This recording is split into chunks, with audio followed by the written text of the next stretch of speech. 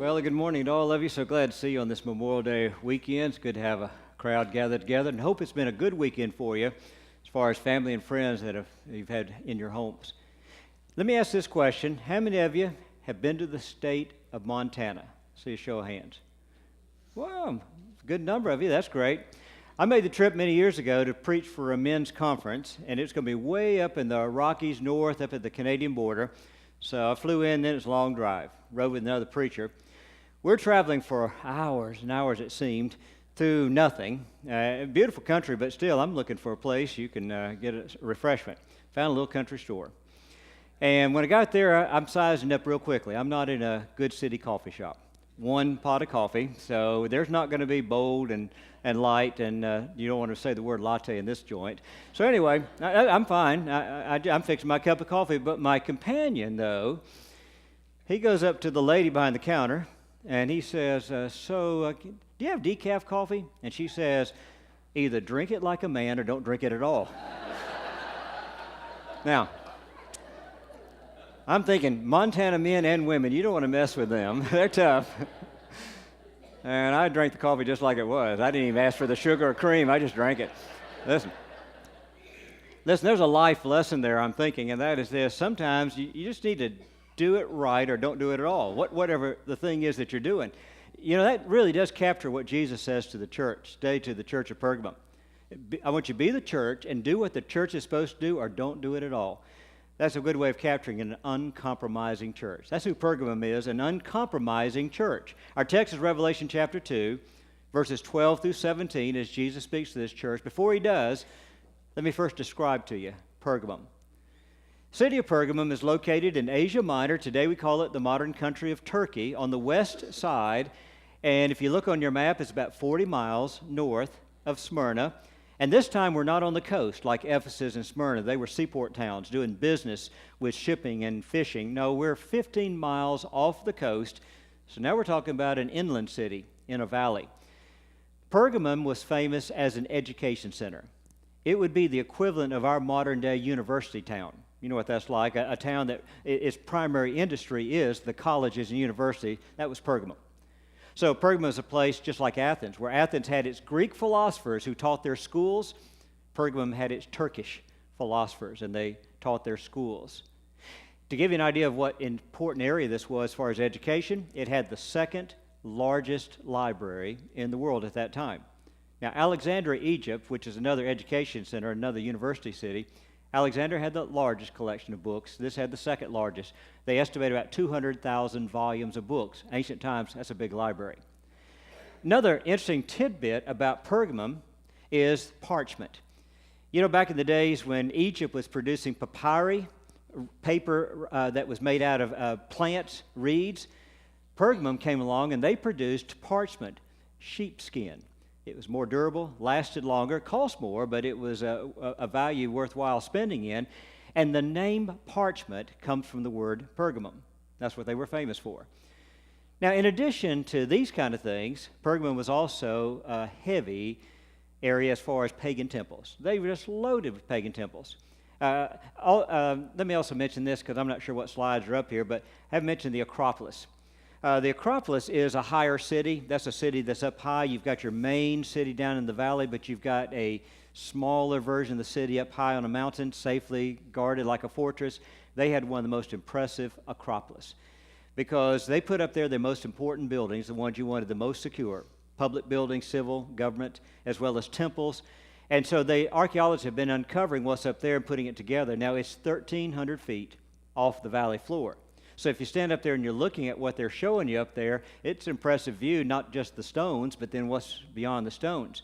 Or the second slide will show you what the view would be like if you just stand there on the edge, any part of the city up top, and just take a look out there at the valley and the horizon. Beautiful area. And just to give you one more picture, they are putting back together the temples and the public buildings. So as you walk around up there, you get a feel of what it was like in Pergamum, ancient times. Now, every city has a theater, place where they do entertainment as well as just public venue for speaking. The theater of Pergamum is quite a thing. You can see how it's facing the valley. And the next slide will show you how steep it is. They have a warning sign which says, don't try walking down the steps. I actually listened to the sign because if you do walk down it and you stumble, as the next picture will show you, it's a long drop when you roll down to the end of the theater. So it's one of the most impressive sights I can imagine as you're sitting in a theater listening to music or speaker, but you're also seeing that view that's before you. Now, they've done the archaeology work up top, but also they're doing it at the bottom, and one of the things they're really exposing are some of the pagan temples. They were loaded with pagan temples. They're famous for the temple of Augustus. Augustus was the first Roman emperor, somewhere around 27 AD. He starts as the emperor of the Roman Empire, and so they took that first emperor, built a temple to him, and while nobody actually believes the man was a god, I mean, he will actually be very human and frail and die, still they treat him like a deity. They sing songs of praise and worship to him and use deity kind of names and titles for him. So here's a temple that honored Augustus. It also had an altar to Zeus. And the altar to Zeus has become famous because it's the largest altar from the ancient world that they've discovered so far. And so the thing measured about 120 feet long, about 112 feet wide, 18 feet high. And when you think of an altar, you may think of the table that you kill an animal on. Actually, the whole platform, the stage that lifts that table up, the whole thing's called the altar.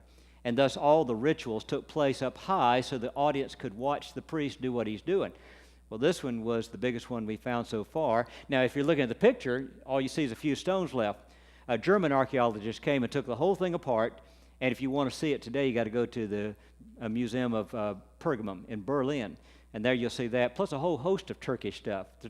If you get a Turkish guide to guide you through the cities, every city they'll complain about all the stuff that Germany stole from them and has in museums up there. But the altar of Zeus was one of the impressive sights, so that if you stood in the audience there, 18 feet high and watched, or down in the valley and looked up, you would see this altar to the king of the gods.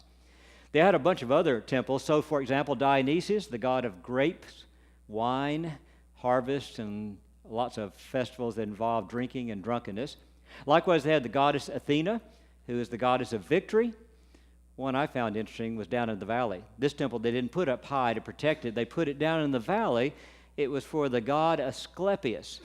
Asclepius was the god of healing and medicine. And so, for example, down in the valley, you'll see the ruins of the city that they're uncovering.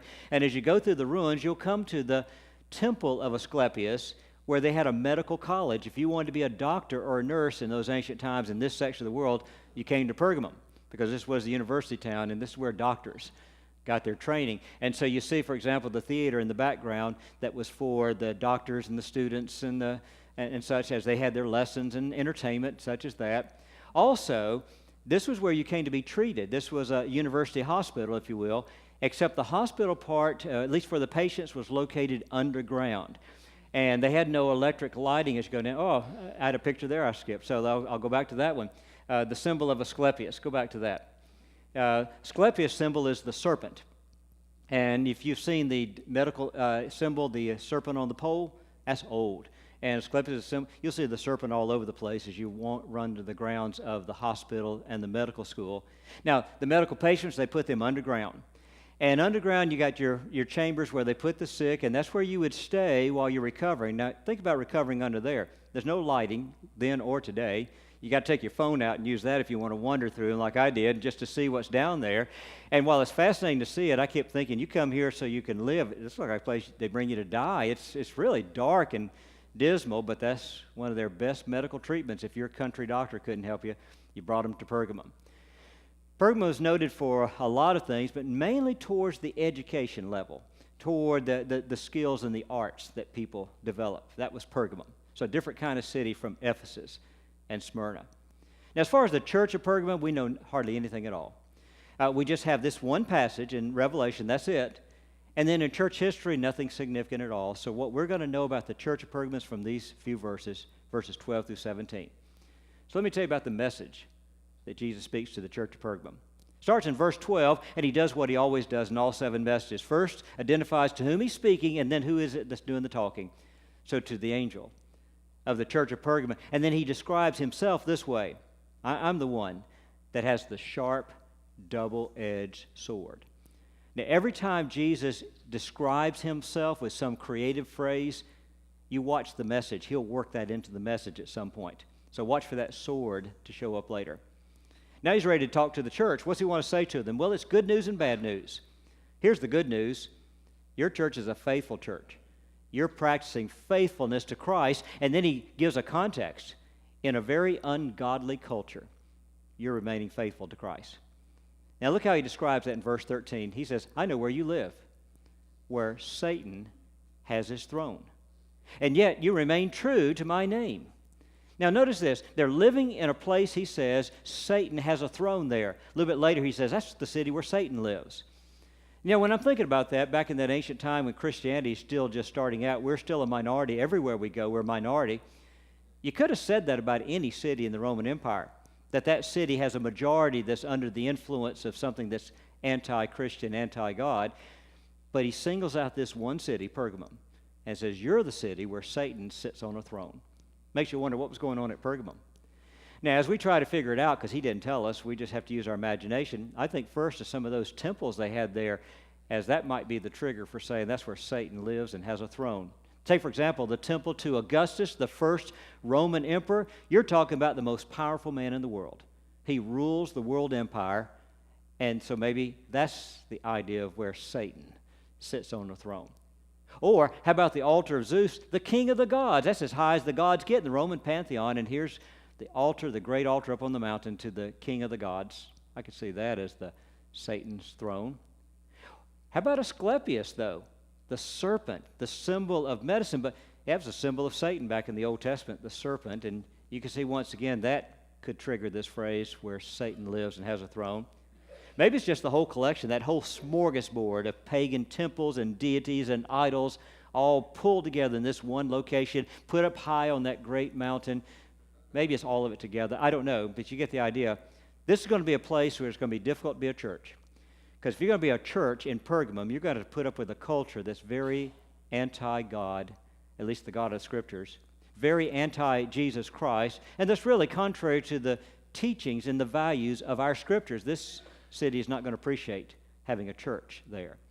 And so it is, they've been faithful in a city and a culture that doesn't appreciate what they stand for. Not only that, they've been faithful to Christ in the face of persecution. This city not only is different from the Christians, this city has actually taken physical action against the Christians.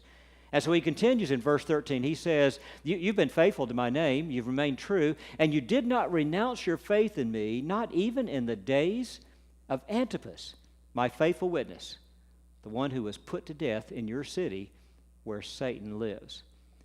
Now, we don't know this guy Antipas. He's just a name, and history doesn't know who he is, but I know something about him.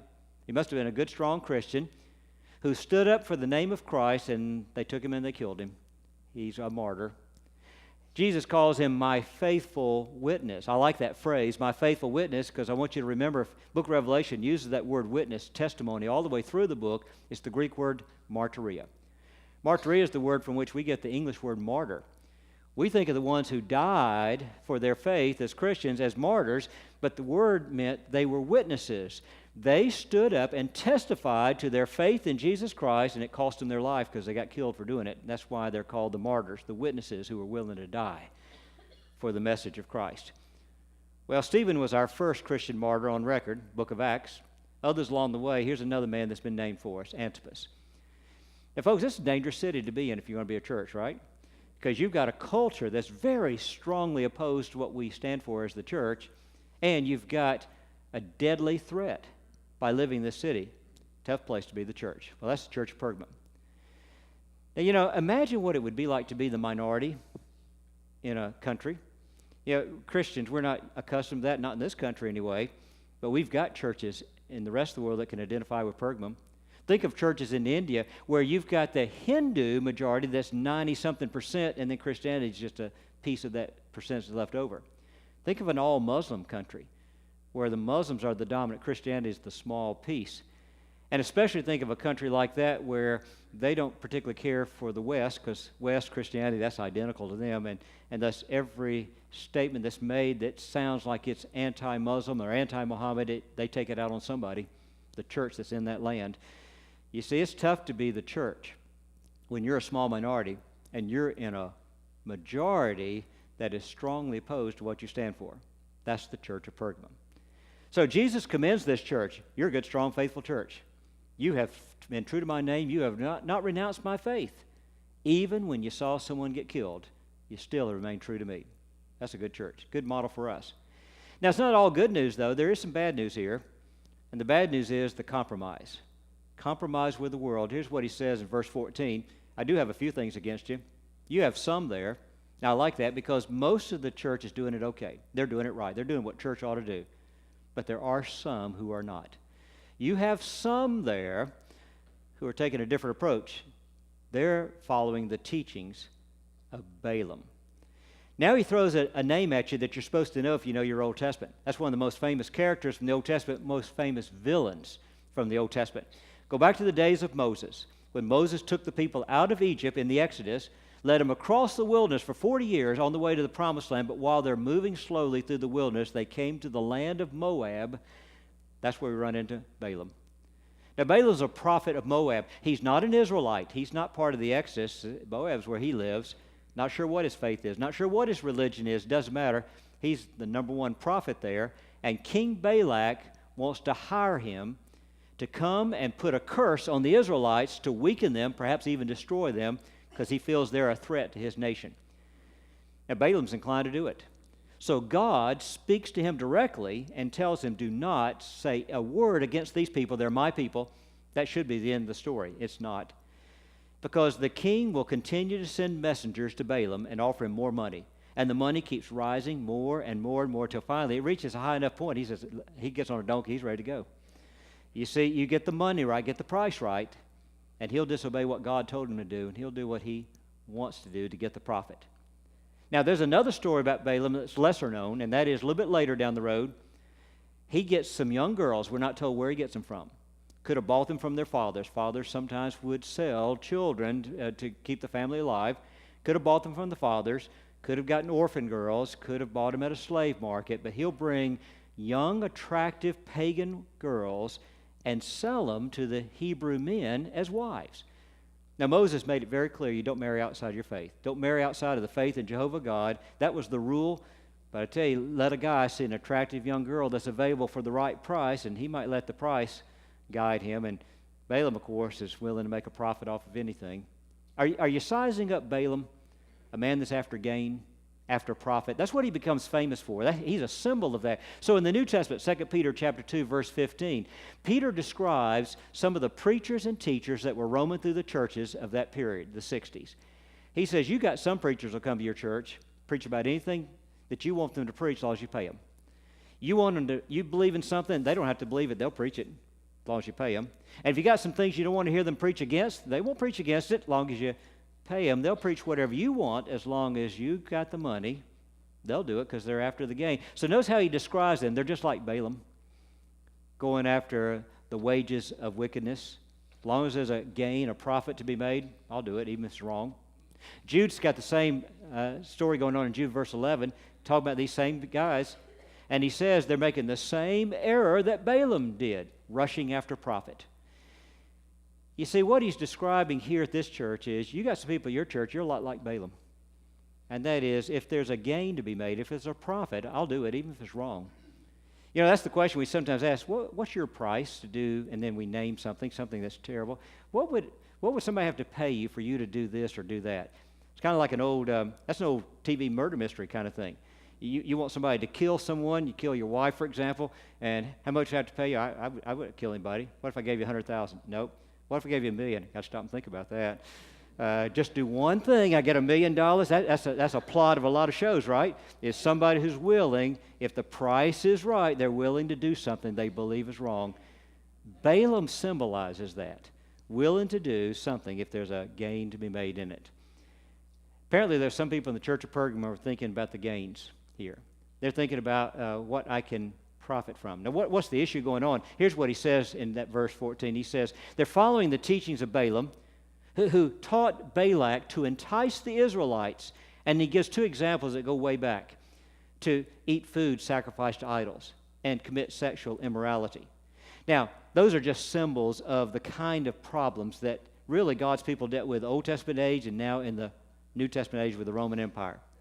the eating food sacrificed to idols, the whole pagan idea. Your society is going to be filled with all types of pagan traditions. Paganism is going to be all around you. How much do you participate in? How much do you say, I can't do that because it's contrary to my beliefs? And, of course, the sexual immorality, that's contrary to my ethics, my ethical values. And yet their society is going to have occasions that are going to entice them to be involved in such things. Now, I'll tell you what would happen for the church of Pergamum. It was commonplace in that first several centuries of the church. As they celebrated things like we're doing, civic holidays, celebrating their country and patriotism, they do the same kind of stuff we do and mix religion into it as well, but not our God, not Jesus Christ, not the Scriptures, no, something pagan. So, for example, we do the Pledge of Allegiance to the flag of the United States of America, one nation under God, indivisible. You know, if you're a Christian, those words are easy to say. Now, what if you're not a Christian? How easy are those words to say? Those are not my words. That's not my belief. And do you go along with the rest of the crowd that's doing it or not? That's what Pergamum had to decide, as they'd have their pledges of allegiance, but it'd have some pagan deity worked into it. Do I do it or not do it? And you say, well, just don't do it. Nobody will care. Listen, people care when you kneel during the Star-Spangled Banner. Is that right? They would care if you lived in Pergamum and you don't participate with the rest of them. Think about some of the other things they would do. They would start any public function with an invocation, have some high priestess get up and pray to some pagan deity. So would everyone please stand? And you're supposed to stand and take the position of prayer. So do you stand? Do you take the position or do you sit? And you see, that's once again what the Pergamum Christians have to decide. So what do I do? I'm the minority here. Or they may, for example, bless a cup and start sending it around the banquet table. You're just here because this is your job's company dinner. But they're passing this cup around like we pass a cup around every Sunday down the road. So when it comes to you, do you take the sip you're supposed to take, or do you just pass it without sipping? They're going to notice. They're going to see what you do. You see, it's hard for us as a country like ours to imagine what it would be like to be the church in a minority with a dominant majority that doesn't like the church, doesn't like what we stand for, and expects you to participate, not in religion. Oh, they see it as you're just participating in community. You're participating in our government, our civic pride, our patriotism, and you sit it out. Well, that's the challenge the church faced then. You know, that's the challenge the church always faces, isn't it? We always face the challenge of compromising with our culture, compromising in our actions that betray our belief in the one true God, the Creator God, and His Son, Jesus Christ, or compromising in our ethical values, where we take a strong stand, for example, on sexual ethics and sexual purity, and we've got a culture that's going all types of directions, but wants us to come and honor them with our presence. So that's what Pergamum's dealing with. So if you're at a festival and it's Dionysius and there's drinking and drunkenness and carousing and sexual immorality, I'm a Christian. I'm not going to do those things. Here's my line drawn, but I am here. Does my presence witness to my faith, or does my presence suggest that I am okay with what they're doing? You see how this goes? So picture yourself. You're just simply at the company party and they brought in entertainment, but this guy's telling very vulgar jokes. Do I sit here or do I get up and walk out? Or I'm in the theater, I'm in a cruise ship, or I'm just among friends. You get the ideas, don't you? Sometimes you struggle with, so how do I keep my distance from being a participant and condoning this? And when do I just get up and move? When do I say to my family and friends, I'm sorry, but I can't attend that event because it's against my convictions? Well, I'm not sure where to draw those lines all the time. We're never quite sure, but I do know this. At Pergamum, you've got some who are drawing the lines very clearly and taking a stand, and some like Antipas who are dying for it, and others who apparently are thinking about the gain, the profit. I could lose my job. I could lose my business. People won't come to my shop if I don't go through the motions of being a part of the community. That's what they're struggling with. I think the church always struggles with that, don't we? But Jesus commends us to do the right thing. That's why he says you need to repent, verse 16. You need to repent. Otherwise, if you don't repent, I'm going to come to you soon and bring that sword with me. Remember that sword from verse 12? I got the sharp, double-edged sword. You see where that fits in the message now? That's the sword of judgment. I'm going to bring judgment upon you if you don't do what's right. I find it interesting, if not ironic, that Balaam is doing all of his wheeling and dealing. He's selling wives, pagan wives, to the Hebrew men. Joshua eventually caught up with him. And when Joshua got a hold of him, he took a sword and killed him with a sword. And thus Jesus says, anybody who follows the way of Balaam, there's a sword with your name on it, just waiting for you. Well, that's the message to the church of Pergamum. And that is, I want you to stand faithful and true, take a stand for your faith, your convictions, and don't compromise with the world, with the culture that's surrounding you. That's somewhat easier for us than it might be in India or in a Muslim country, but still the message is one that rings to all of us. Now, Jesus always likes to end his messages with a heavenly hope. He always likes to end on a positive note, a picture of heaven, and you're welcome to come if you'll do what's right. And so he says, like he always does, verse 17, whoever has ears, let him hear what the Spirit says to the 7 churches. As I've told you before, every one of the messages is for a specific church in a specific location with their issues. And yet we're supposed to read all 7 and see if we can learn from each one of them, because he wants us to learn from all of the messages to the 7 churches. And then he says, like he says to every church, to the one that overcomes.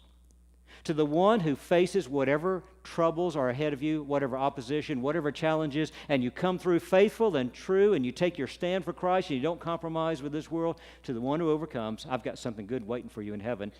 What's the good thing waiting for the church of Pergamum? First, hidden manna. Now, you remember manna, don't you, since we were back in the days of Moses with Balaam and Moses and Joshua. He goes back to Moses once again. And the manna, the bread that fell from heaven down to earth and fed them every day, when they got to the promised land, the manna disappeared, except 1 cup. Moses kept 1 cup. He put it inside the Ark of the Covenant, put that inside the Holy of Holies. That's where it stayed, first the tabernacle, later the temple. You know, you never got to see that cup of manna, but you knew it was in there. It was hidden from you, but you knew it was there, and it stayed there for centuries. God says, I've got a temple in heaven. I've got the Ark of the Covenant. You read about it in chapter 11. And I'm going to open up one day and pull out that bowl of manna, and you and I are going to sit down and have some dinner. It's an invitation to heaven when he says, I'll give you some of that hidden manna. And he says, I'll give you a white stone with a name written on it, a new name. He says, only person that can know this name and this stone is the one to whom I give this stone to. Now, the white stone, a lot of possibilities, but I'll tell you the best one. If you sat on a jury duty back in those ancient times, as you sat and took your position ready to hear the testimony, they gave you 2 stones, a black stone, a white stone. You'd listen, and when it came time for the jury to vote, they passed a bag down the row. Nobody would see which stone you put in. You could just drop in whichever one you want. Black means guilty. White means innocent, acquitted. Paul talks about that in Acts chapter 26. Paul says that when Stephen was arrested and brought before the Sanhedrin, he says, I was there with him. I was on the Sanhedrin. And he says, and when it came time to cast a vote against him for death, I cast the stone against him, dropped the black stone in the bag for Stephen to die. You see, to get a black stone, that's bad news. You don't want the black stone, but suppose Jesus hands you a white stone. You know what that means, don't you? Acquitted. By God's grace, you have been freed from your sins, and now you're welcome to come into heaven. And Jesus says to him who overcomes, I'm going to give you the white stone with a new name written on it, his name.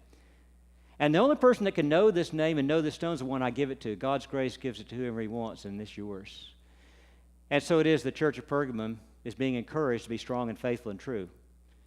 They're being rebuked for the few among them that are not doing it right. But for the most part, it's a message that you and I can identify with, because it's a reminder how we want to take a good, strong stand for Christ. Stand up for our faith, our convictions, our values, be a witness, a testimony of this world, and not be intimidated by anything this world may throw against us, because we want to be faithful witnesses of Jesus Christ and let the world know the light, the good news, the gospel that we have to share with the world.